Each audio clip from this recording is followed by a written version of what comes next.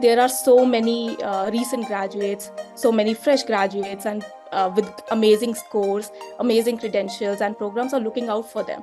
So you have to stand out. And how can you can stand out? It's by improving your profile, by reaching out to the programs, by letting them know that you are desperate. Just let them know you are desperate, I would say.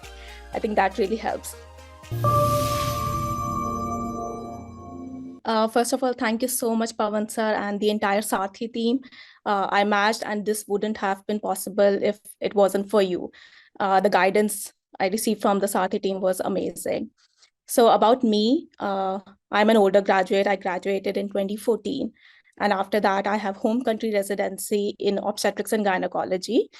And I applied to internal medicine and family medicine, and I matched in internal medicine. So yeah, I do have a few tips that I would like to give. For any applicant like me who is an older graduate who has home country residency and is switching specialties, it is really important for us to have an application that is so convincing that the programs would even consider us. So it is really important to get that kind of guidance. And I think Sathi team is amazing with respect to that. Like every panelist says, step 3 is really important as someone who is an older graduate changing specialties. So make sure you have step 3 score with you before the application deadline. The other thing, of course, US clinical experience. You have to have amazing letters of recommendations, and uh, it's better if you do a variety of rotations, inpatient, outpatient, clinic, and all that, and maybe various subspecialties of internal medicine if you're applying to internal medicine. I think that really helps.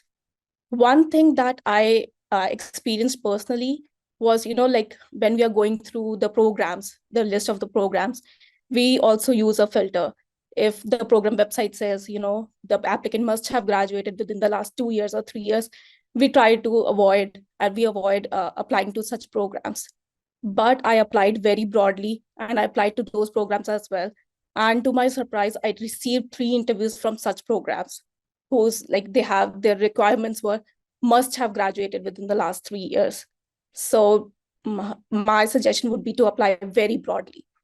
And of course, prepare well for the interviews, because you will be asked why internal medicine, why family medicine, and why internal medicine now.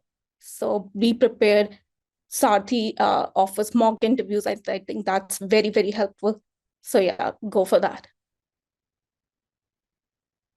So, Sonia, since you're an older graduate, but with a home country residency in OBGYN, how easy was it to switch to IM? Right? A lot of people do make a switch to FM because of Yeah, women's health, preventive care. But when it came to IM, how difficult was it? it was a bit difficult, but you have to make sure that the application does not scream, or it's not all about your home country residency, but it screams and it's all about your interest in the specialty you're applying to. So I had various rotations in internal medicine, various subspecialties of internal medicine. I had 4 letters of recommendation, and I can tell they were really amazing. And I attached all the 4 letters of recommendation. I did everything I could, from, of course, guidance from you guys and my friends and my colleagues.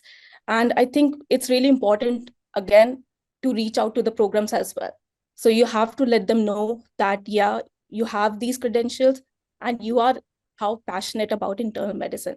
You have to let them know. So program reach out and making sure that you do the right rotations, right research. It's really important.